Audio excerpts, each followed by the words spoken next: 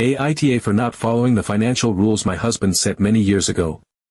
I started earning more than him, and he didn't like it and started sabotaging it.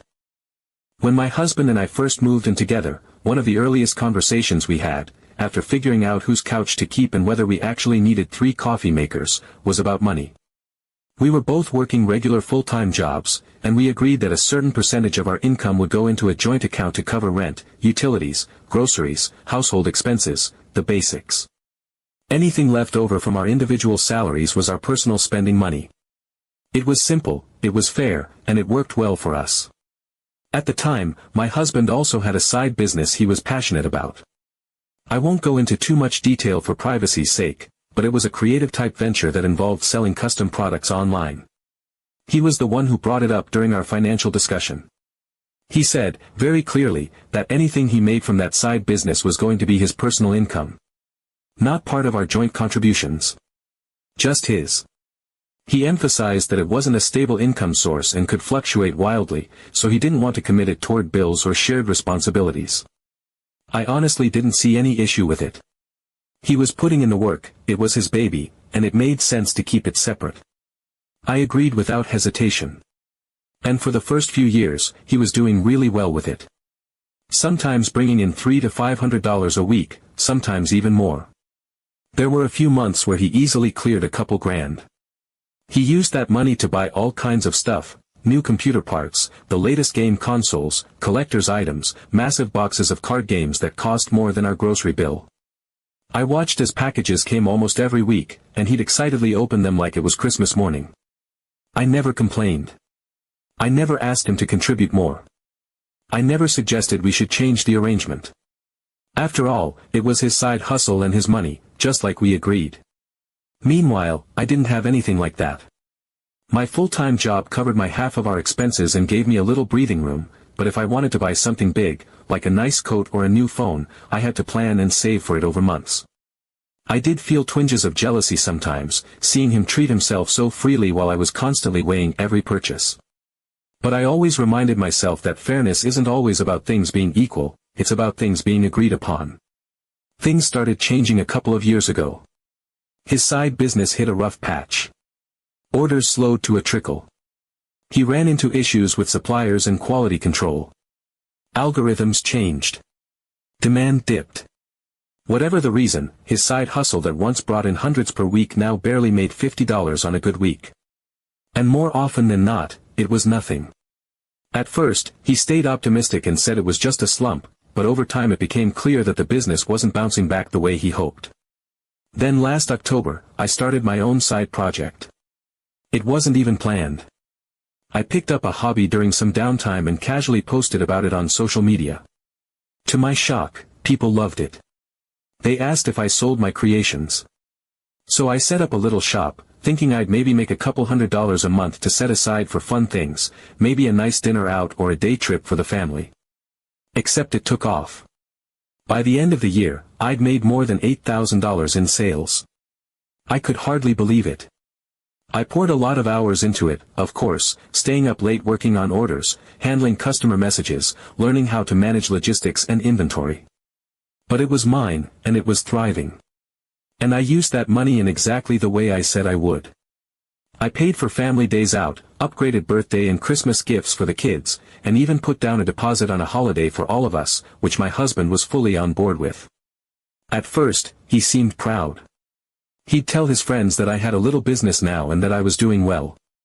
But I started to notice a change in his tone over the past couple of months. He'd make little comments, offhand jabs like, well, must be nice to have a magic money machine, or, I guess I'm the only one who remembers what budgeting looks like. I tried brushing it off. I figured maybe he was just feeling discouraged about his own business struggles, and it wasn't really about me. But then came our son's birthday this week. I bought him an iPad, nothing over the top, just a refurbished one that I got a great deal on. He's been really into digital art lately, and I wanted to support that passion. He lit up when he opened it. It felt like such a joy to be able to give him something meaningful without worrying about how to squeeze it into the budget. My husband, on the other hand, was livid. He didn't say much at first, but I could feel the tension radiating off him. Later that night, it all came out. He accused me of being selfish, of flaunting my success while he was struggling. He pointed out that he hadn't bought himself so much as a new video game in months, while our son was getting an iPad and I was planning holidays and outings. He said it was unfair that he had to keep cutting back while I got to splurge. Then he said that since I was now making so much extra income, I should start putting more money into our joint account, so that he could keep more of his paycheck for himself. I was stunned. I reminded him of the agreement he made, that side income was personal income. I told him I had no issue sticking with what we agreed to. I wasn't asking him to change anything. All our bills are paid. The joint account is fine. And it's not like he isn't benefiting. The family trips. He's coming along. The holiday I booked. He's going. The extra joy at Christmas and birthdays. He's part of all of that. He tried to say it was different now because he hadn't made that kind of money in a long time. But I pushed back. I told him that when he was making all that extra money, we didn't change our budget. He never offered to put more into the joint account. He never adjusted the arrangement in my favor when I was scraping together savings to buy things that he could afford with a week's profit. I sat there quietly while he bought luxury items month after month. I never asked for a single thing. He didn't like that. He said I was being cold and unfair. That I wasn't seeing how hard it is for him to watch me succeed while he's stuck. He called me a few choice names I won't repeat, and then he stormed out. Now I'm sitting here, wondering if I did the right thing. Part of me feels a pang of guilt, because I do know what it's like to feel jealous or left behind. I was that person, for years. I remember how it felt to say, no, I can't afford that right now, while watching someone else just click and buy whatever they wanted. But I can't help but feel jaded, too. Like now that the shoe is on the other foot, suddenly the rules are supposed to change. And I don't think that's fair. If I put more into the joint account now just to keep the peace, am I setting a precedent where my hard work is only respected when it benefits him directly? I don't know. Maybe an extra $100 a month isn't worth this fight. But it feels like it's not really about the money, it's about what it represents. I finally have something that's mine, something I built and earned, and I want to hold on to it without guilt. So now I'm left wondering. Am I the asshole for refusing to change the rules just because they no longer work in his favor?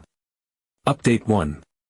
Hi again, I didn't think I'd be back with an update so soon, but things got weird quickly. After our big blowout about my side income, the house settled into this heavy, simmering silence. No apologies, no further accusations, just that kind of quiet that wraps around everything and makes even small interactions feel loaded.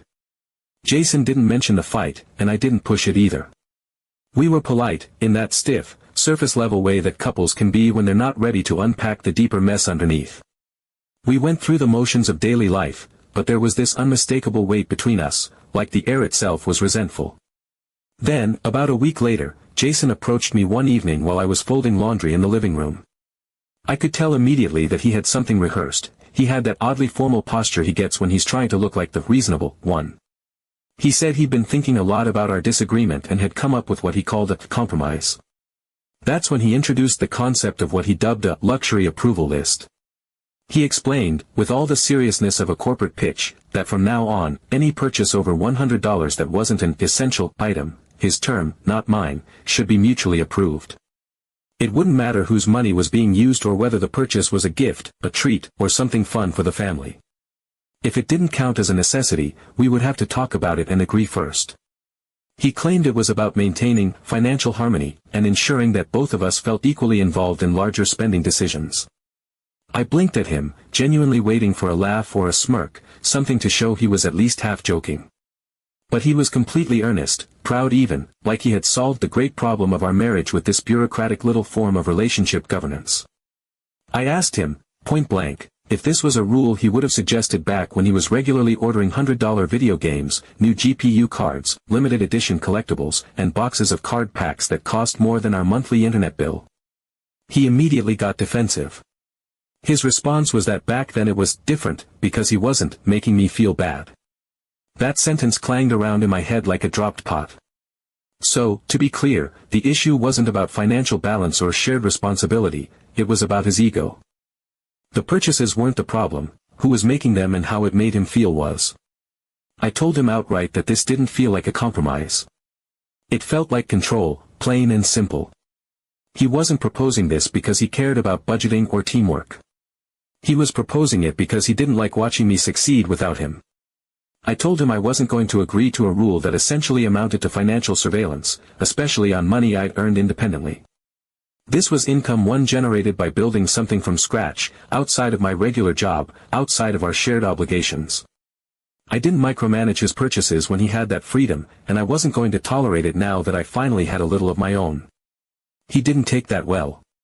He got angry again, although quieter this time, in that cold, clipped tone that's somehow worse than shouting. He accused me of being selfish, of refusing to compromise, of caring more about my independence than about our relationship. Then he left the room, slamming the door behind him just enough to make a point, but not quite enough to make it dramatic. For the next few days, we barely spoke beyond the necessary logistics of life. Meals, errands, reminders about appointments, it was all transactional. No warmth. No connection. Just the ghost of a marriage running on autopilot. I caught him staring at me a few times when he thought I wasn't looking. Not in a loving or wistful way, but with this tight, closed-off expression that I couldn't quite name.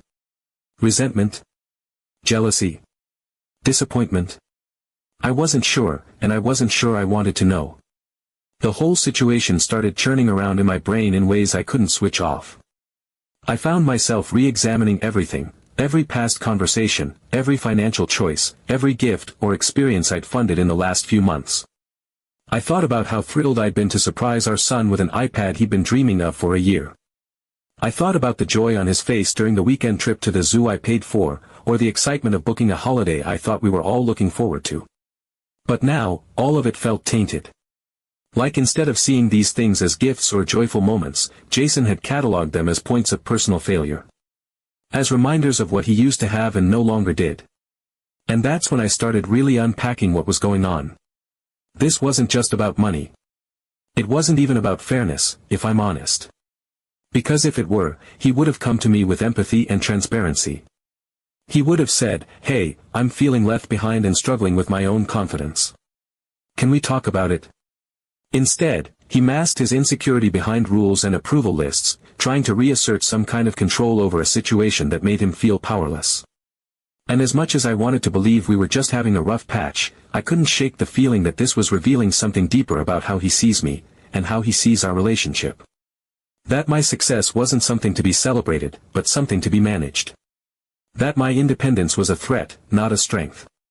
That as long as he was the one thriving, everything was fine, but the moment that dynamic shifted, he had to re-establish balance by limiting me. I haven't said any of this to him yet. Honestly, I don't even know where to start. I'm still trying to figure out how I feel, let alone what I want to do. But I can't deny that something has shifted. Something I can't unsee. I used to think we were a team. Now I'm starting to wonder if we've just been taking turns winning. And I'm starting to wonder if this was really about money or if it was about power, pride, and a bruised ego. Update 2. Things got worse before they got better. It had been a couple of weeks since the luxury approval list debacle, and while Jason and I were still coexisting under the same roof, it felt like we were doing so from opposite ends of a very large, very tense canyon. Our conversations were clipped and efficient, laundry's in the dryer, I picked up groceries, your package came today. But emotionally, we were just orbiting around each other with growing friction. I kept trying to push forward, focus on my side business, keep the household steady, and keep things normal for our son.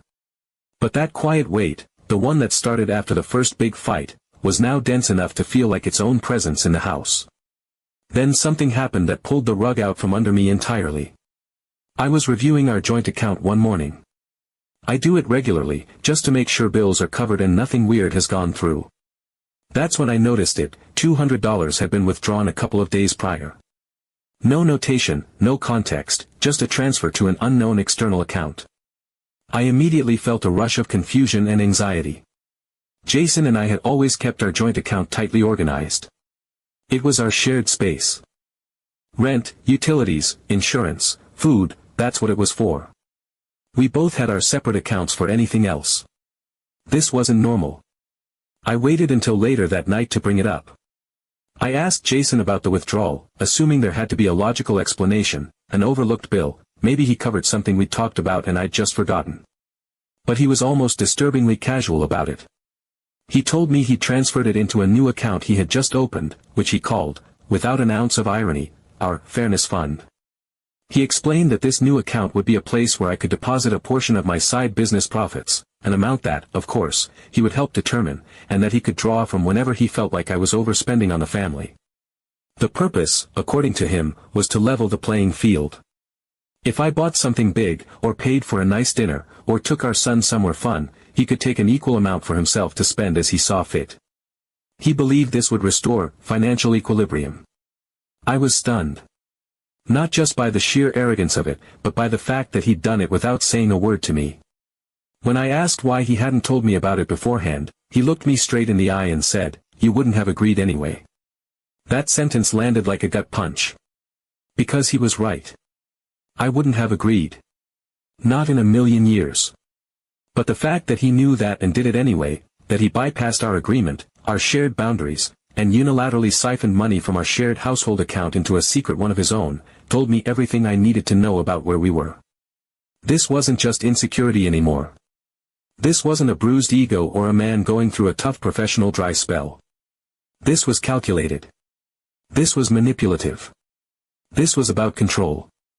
I sat with it for a few minutes, just trying to process the layers of what was happening. And then I calmly got out my phone, logged into the banking app, and transferred the $200 back. I changed the password on our joint account. Then I told him we were going to need a very serious conversation about trust, about boundaries, and about what we were actually building, or destroying, with the choices we were making. But before I could even begin that conversation, I had another one. With myself. I had to face a truth that had been brewing beneath the surface for a long time. I had spent years walking on eggshells during Jason's successful side hustle phase. I'd been the cheerleader, the patient partner, the quiet saver. I hadn't asked for more contributions when his business was booming. I hadn't complained when he spent his profits freely. I kept my head down and tried to be supportive, even when I felt frustrated, even when I felt small. Because I didn't want to make things difficult. I didn't want to rock the boat. I thought that was part of being a good partner, holding space for someone else's growth, even when your own feels stalled. But now that the roles were reversed, he wasn't holding that same space for me. He wasn't cheering me on. He wasn't making room. He was clawing at control, trying to invent new rules, new systems, secret accounts, all in an attempt to reinstate a balance that only existed when he was ahead. And instead of working through his feelings, he was punishing me for daring to thrive. That was the moment something shifted in me. I stopped feeling guilty. I stopped second-guessing my success. I stopped asking myself if I should just cave a little to keep the peace. I stopped giving so much weight to his discomfort while mine had gone unacknowledged for so long. I realized that the problem wasn't my income or how I spent it. The problem was that my success highlighted his stagnation, and instead of using that as an opportunity to grow, or even just talk openly with me, he tried to take from me in secret, under the guise of fairness. And I was done being polite about it. Update 3. It happened. We finally had the talk. And it wasn't calm. It wasn't gentle. It wasn't the kind of heart-to-heart you see in movies where someone gets misty-eyed and everything resolves with a hug and a soundtrack swell. No, this was messy. It was raw. There were raised voices, long silences, and moments where I genuinely didn't know if we were going to make it out the other side. But it was honest in a way we hadn't been in a long time. It started one night after dinner, with tension already running high. We'd been dancing around the issue for days since I transferred the $200 back and locked down our joint account. Jason had been sulking, quiet in a storm-brewing way. I'd been firm and cold, keeping my responses short because I knew that one wrong word could open the floodgates. But that night, I decided I couldn't keep living in this limbo. It all came spilling out. Every unspoken thing. Every suppressed feeling. I told him how betrayed I felt by the secret account. I told him how exhausting it had been trying to hold the emotional line while he unraveled quietly in the background, offering nothing but resentment and condescension in return. I told him I didn't sign up for a marriage where success had to be rationed, and joy needed to be approved. He snapped back with his own truths. He admitted he felt irrelevant. That watching me thrive while his business floundered had left him feeling like he was shrinking, like the space he used to occupy as a provider, as someone with creative passion and direction, was dissolving. He said he felt emasculated, that word exactly, and that the loss of income wasn't just financial, it was a blow to his identity. He said he didn't know who he was anymore if he wasn't the guy with the hustle. And every new milestone I hit, every excited review from a customer, every dollar I made was a reminder of what he'd lost. It hit hard. Because even though I'd suspected all of that, hearing it out loud twisted something in my chest. Not in a way that excused his behavior, but in a way that reminded me he's still human. Flawed and proud and scared. I told him that I could understand the pain. That I even remembered feeling it myself, those early years when he was making side money hand over fist and I was scraping together grocery money from coupons and careful budgeting. I told him I had known that ache, the one where you love someone and feel proud of them but also feel left behind. But then I told him what hurt me most wasn't the jealousy. It was the choices he made because of it. That instead of coming to me like a partner, like someone who trusted me, he chose secrecy. He chose control. He chose to weaponize my success, to make me feel like I had to apologize for thriving. And that was the deepest betrayal. Because I'd supported him through every win, and every lull. I never changed the rules when he was flying high. I never made him feel small. All I ever asked for was mutual respect. Honesty. Teamwork. We sat in silence after that. The kind of silence that's heavy with understanding. There were no apologies in that moment, no dramatic gesture of reconciliation. Just a long pause where both of us realized how close we had come to unraveling something we built together, thread by fragile thread. The next day, we started to talk again, but softer, slower. We acknowledged the damage, and then we began to look at how to move forward. Not with resentment or obligation, but with intention. We agreed to revisit our financial structure. Not because I felt guilty. Not because he pressured me. But because we both wanted to get back to a place where our lives felt shared, where we were working towards something together instead of separately guarding our territories. So now, I contribute a small, voluntary percentage of my side business income to our joint account. It's not a huge amount, and it's not on some rigid schedule. But it's there. Not as a tax, not as a punishment, but as a gesture. A commitment to the idea that success, when shared willingly, can lift more than one person. That we can build something better than just fairness, we can build generosity, trust, partnership. Jason is taking steps too. He started therapy, just one session so far, but it's something. He's also reopened his side business on a smaller scale, more for creative fulfillment than income. I think letting go of the pressure to match me dollar for dollar has actually helped him rediscover what he loved about it in the first place. We've set clearer boundaries around money.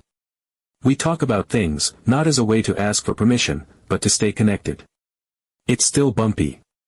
There are days when I catch him looking a little distant when I share a success.